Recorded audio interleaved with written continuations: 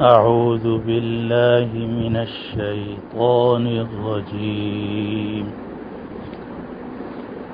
بسم الله الرحمن الرحيم.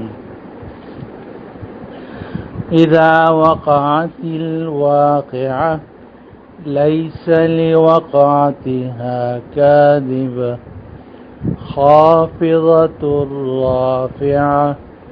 إذا رجت الأرض رجا وبست الجبال بسا فكانت هباء منبثا وكنتم أزواجا ثلاثة فأصحاب الميمنة ما أصحاب الميمنة وأصحاب المشأمة ما أصحاب المشأمة والسابقون السابقون أولئك المقربون في جنات النعيم ثلة من الأولين وقليل من الآخرين على سرر موضونة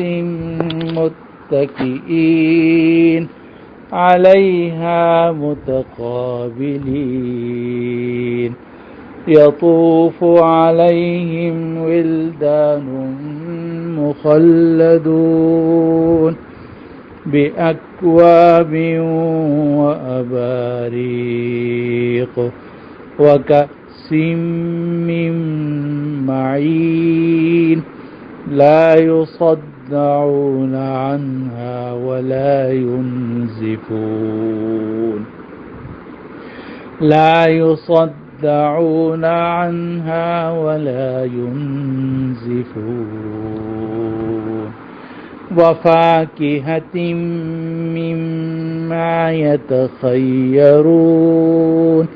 ولحم طير مما يشتهون وحور عين كأمثال اللؤلؤ المكنون جزاء بما كانوا يعملون لا يسمعون فيها لغوا ولا تأثيما إلا قيلا سلاما سلاما آمنت بالله صدق الله العظيم.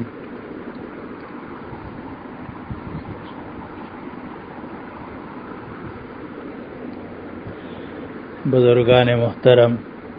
برادران عزیز، آج کئی ماہ کے بعد درس قرآن کا یہ سلسلہ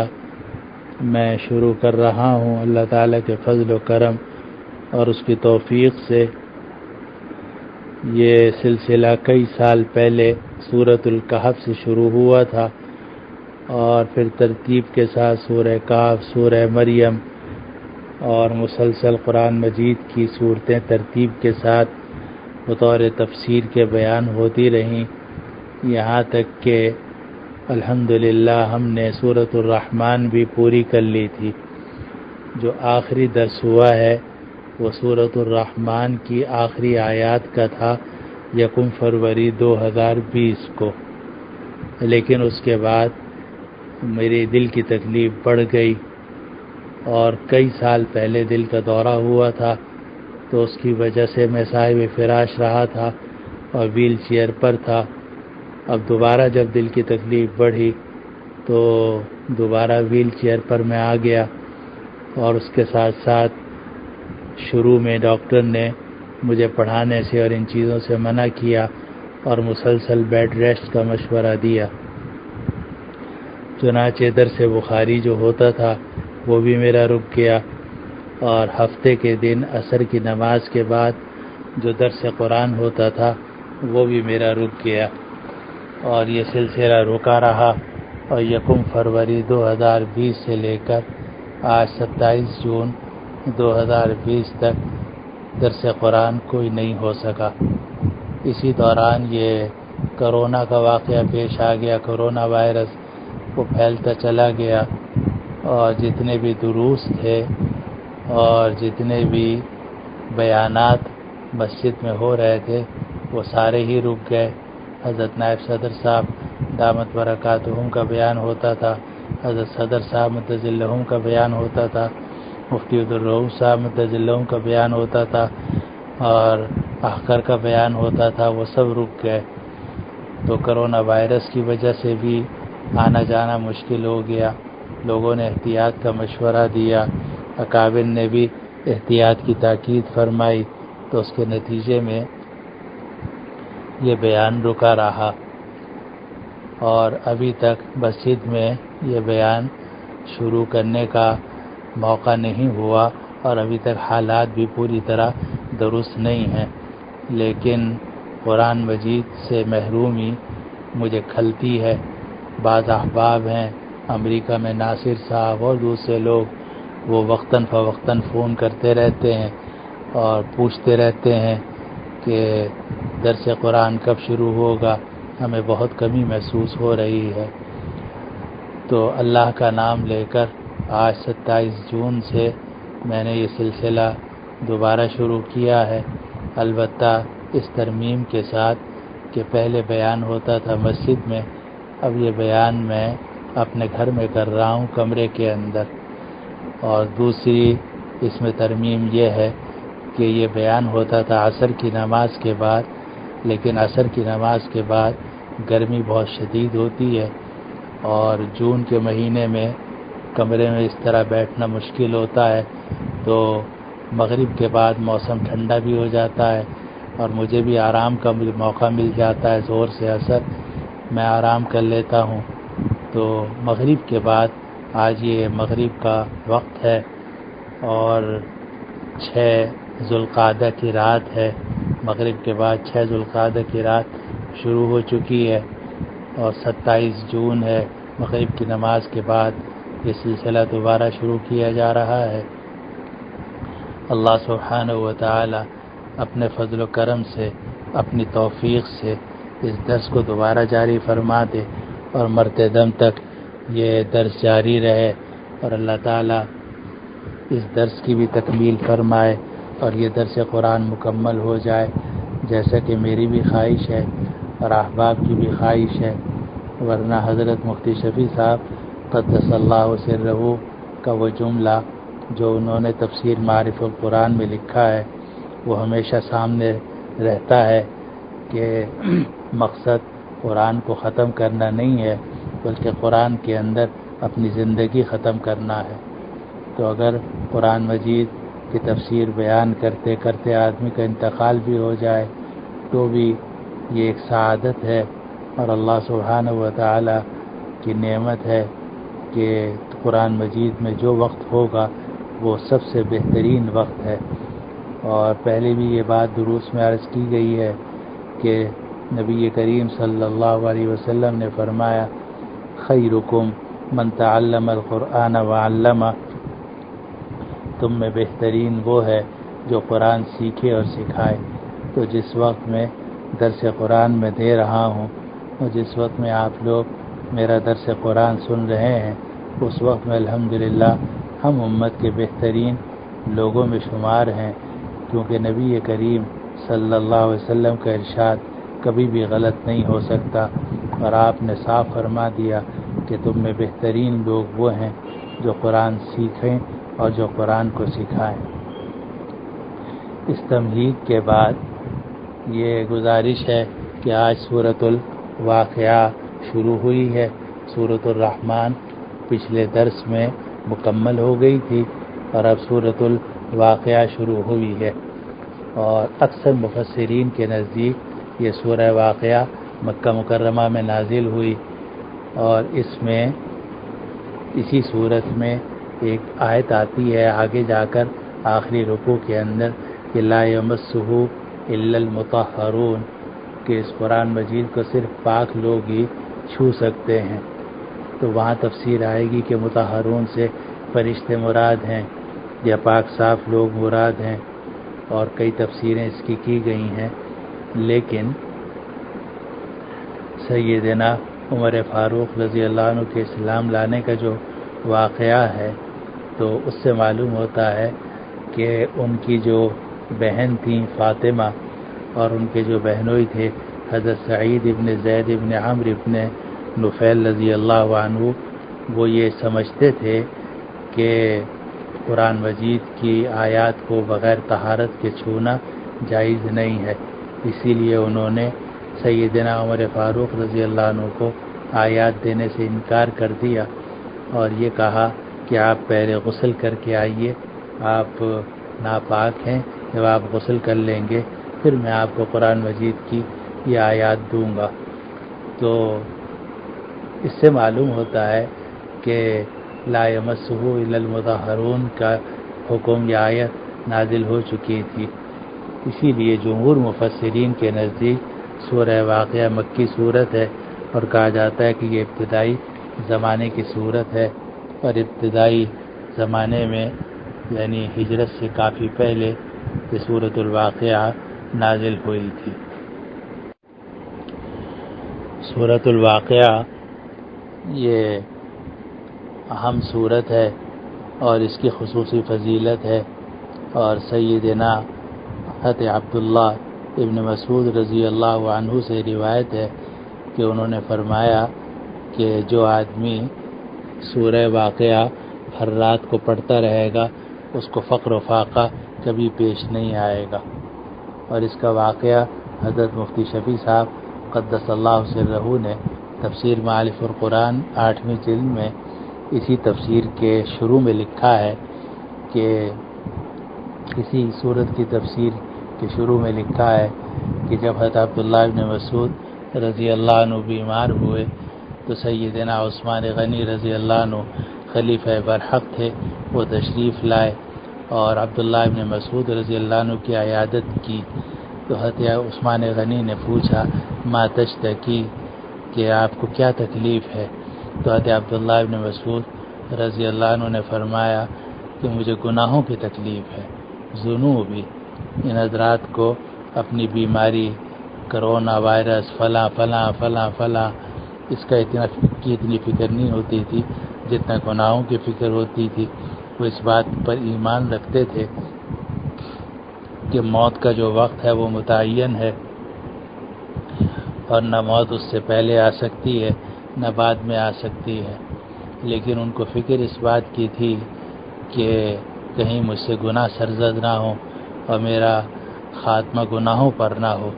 تو جب عثمان غنی رضی اللہ عنہ نے پوچھا کہ آپ کو کیا تکلیف ہے تو فرمایا گناہوں کی تکلیف ہے۔ پھر انہوں نے پوچھا ما تشتہی، کہ آپ کو کس چیز کی خواہش ہے، کوئی رغبت ہے؟ تو فرمایا ہاں مجھے رحمت و ربی، اپنے رب کی رحمت چاہیے۔ حضرت عثمان غنی رضی اللہ عنہ نے عرض کیا کہ اگر آپ اجازت دیں تو میں کسی طبیب کو بلا لوں، معالج کو بلا لوں کہ جو بیماری کی تشخیص کر دے اور آپ کے لیے دوا بنا دے، دوا تیار کر دے۔ تو حضرت عبداللہ بن مسعود رضی اللہ عنہ نے فرمایا الطبیب امرضنی، کہ طبیب ہی نے تو مجھے بیمار کیا ہے، یعنی یہ بیماری اللہ تعالیٰ کی طرف سے ہے اور شفا بھی اسی کی طرف سے ہے، تو شفا بھی وہی عطا فرمائے گا۔ تو یہ جملہ فرمایا کہ الطبیب امرضنی، کہ طبیب نے ہی مجھے بیمار کیا ہے۔ اس کے بعد حضرت عثمان غنی رضی اللہ عنہ نے عرض کیا کہ میں بیت المال سے کچھ رقم آپ کو بھیجنا چاہتا ہوں تاکہ آپ کوئی بیماری کے زمانے میں کوئی تنگی پریشانی نہ ہو۔ تو حضرت عبداللہ بن مسعود رضی اللہ عنہ نے فرمایا لا حاجۃ لی فیہ، کہ مجھے اس کی کوئی ضرورت نہیں ہے۔ حضرت عثمان غنی رضی اللہ عنہ نے عرض کیا کہ نہیں آپ لے لیں، میں جو ہدیہ بھیجوں گا وہ آپ رکھ لیجئے گا، آپ کے نہیں تو آپ کی بچیوں کے کام آئے گا، کیونکہ ان کی بچیاں تھیں۔ تو فرمایا کہ کیا تمہیں یہ فکر ہے کہ میری بچیاں میرے بعد فقر و فاقے میں مبتلا ہوں گی؟ حالانکہ میں نے اپنی بچیوں کو تاکید کر رکھی ہے کہ وہ ہر رات سورہ واقعہ پڑھا کریں، کیونکہ میں نے رسول اللہ صلی اللہ علیہ وسلم سے سنا ہے کہ من قرأ سورۃ الواقعہ کل لیلۃ لم تصبہ فاقۃ ابدا، کہ جو آدمی ہر رات میں سورہ واقعہ پڑھے گا اسے کبھی بھی فاقہ پیش نہیں آئے گا، فقر و فاقے میں مبتلا نہیں ہوگا۔ اسی لیے ہمارے اکابر جو ہیں ان کے معمولات میں، کئی حضرات کے معمولات میں یہ بات بھی شامل ہوتی ہے کہ وہ رات کو سورۃ الواقعہ ایک مرتبہ پڑھ لیتے ہیں اور اس کے نتیجے میں فقر و فاقے سے حفاظت رہتی ہے اور آدمی مخلوق کے سامنے ہاتھ نہیں پھیلاتا۔ تو یہ سورہ واقعہ کی فضیلت ہے اور جو حدیث شریف میں وارد ہوئی ہے۔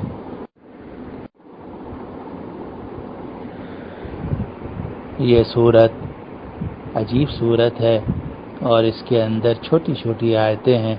96 آیتیں ہیں اور فصاحت و بلاغت کا نمونہ ہے۔ اور اس کے شروع کے اندر قرآن مجید میں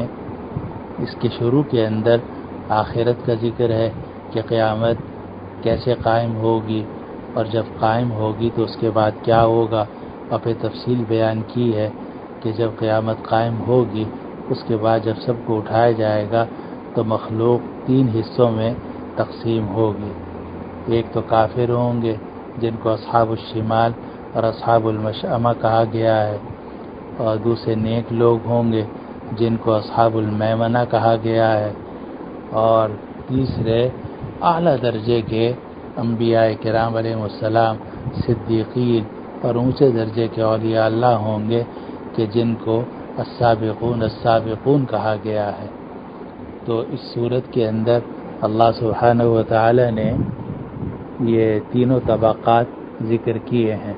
اور تینوں طبقات ذکر کرنے کے بعد ان کی تفصیل بھی ارشاد فرمائی ہے کہ السابقون السابقون کو کیا ملے گا اور اصحاب المیمنہ کو کیا ملے گا اور اصحاب المشأمہ کے لیے کیا عذاب ہے۔ پھر اس کے بعد اللہ سبحانہ و تعالی نے اس سورت کی آیت نمبر 57 سے یہ بات ارشاد فرمائی کہ ہم نے تمہیں پیدا کیا ہے تو تم یہ قرآن کی تصدیق کیوں نہیں کرتے؟ تم خود تو پیدا نہیں ہوئے، نہ تمہاری ماں نے تمہیں پیدا کیا، نہ تمہارے باپ نے تمہیں پیدا کیا۔ ماں کو تو یہی پتہ نہیں ہوتا کہ اندر میرے بچے کا کیا حال ہے، باپ کو تو یہی پتہ نہیں ہوتا کہ بیٹی ہوگی یا بیٹا ہوگا، اور بلکہ اس کو تو یہ بھی پتہ نہیں ہوتا کہ یہ جو میں اپنی بیوی کے ساتھ ہم بستری کر رہا ہوں اس کے نتیجے میں اولاد ہوگی یا نہیں ہوگی۔ تو جب ہم نے تمہیں پیدا کیا ہے اور ہم نے تمہاری ہدایت کے لیے انبیاء کرام علیہ السلام کو بھیجا ہے اور قرآن مجید کو نازل کیا ہے، تو تم اس قرآن مجید کی اور انبیاء کرام علیہ السلام کی کیوں تصدیق نہیں کرتے؟ اور پھر اس کے بعد اللہ تعالیٰ نے طرح طرح کی مثالیں دی ہیں جو اس سورت کی آیت نمبر 57 سے لے کر آیت نمبر 72 تک آئیں گی۔ پھر اس کے بعد آیت نمبر 73 سے آیت نمبر 75 سے آخر تک موت کا ذکر ہے، اور موت جب آئے گی تو اس طریقے سے آتی ہے کہ چاروں طرف لوگ کھڑے ہوتے ہیں، ڈاکٹر بھی کھڑے ہوتے ہیں، مشینیں بھی ساری موجود ہوتی ہیں اور آکسیجن بھی ہوتی ہے، اور جناب طرح طرح کی مشینیں جن سے جان بچائی جائے وہ ساری کی ساری موجود ہوتی ہیں، اور لیکن سب دیکھ رہے ہوتے ہیں کہ جان نکل رہی ہے اور کوئی بھی اس کو روک نہیں سکتا۔ تو اس منظر کو قرآن مجید نے اس سورت کے اندر ذکر کیا ہے، جو آگے انشاءاللہ آیت نمبر 83، 84، 85 میں آئے گا، اور قرآن نے وہاں یہ فرمایا ہے کہ اگر تم یہ سمجھتے ہو کہ تم ہی سب کچھ ہو اور تمہیں اپنے اوپر بڑا اختیار ہے اور یہ دنیا اور یہ موت و حیات تمہارے قبضے میں ہے، تو جب تمہارا کوئی عزیز مر رہا ہو تو اس کی روح واپس لا کے دکھاؤ۔ اور پھر آخر میں، اس صورت کے آخر میں پھر وہی بات ارشاد فرمائی گئی کہ جب روح نکل جاتی ہے تو آدمی یا مقربین میں سے ہوتا ہے، یا اصحاب المیمنہ میں سے ہوتا ہے، یا اصحاب المشأمہ سے ہوتا ہے۔ تو یہ پوری صورت کا خلاصہ ہے جو میں نے آپ حضرات کے سامنے بیان کیا۔ اللہ تعالی ہمیں اپنے فضل و کرم سے مقربین میں شامل فرما دے، اور جو مقربین کے فضائل ذکر کیے گئے ہیں، اللہ تعالیٰ وہ فضائل اور نعمتیں اپنے فضل سے ہمیں عطا فرما دے۔ یہ تو تمہید تھی اور پوری صورت کا خلاصہ تھا۔ اب اس صورت کی میں نے آیتیں جو پڑھی تھیں وہ پہلی آیت سے لے کر آیت نمبر 26 تک میں نے تلاوت کی تھی، لیکن شاید ترجمہ تو پورا نہ ہو سکے، تفسیر بھی نہ ہو سکے۔ فی الحال جو شروع کی 3 آیتیں ہیں، بلکہ شروع کی 7 آیتیں ہیں، تو ان کا ترجمہ اس وقت میں پہلے درس میں بیان کرتا ہوں۔ تو اللہ تعالیٰ نے اس سورت کو جب شروع کیا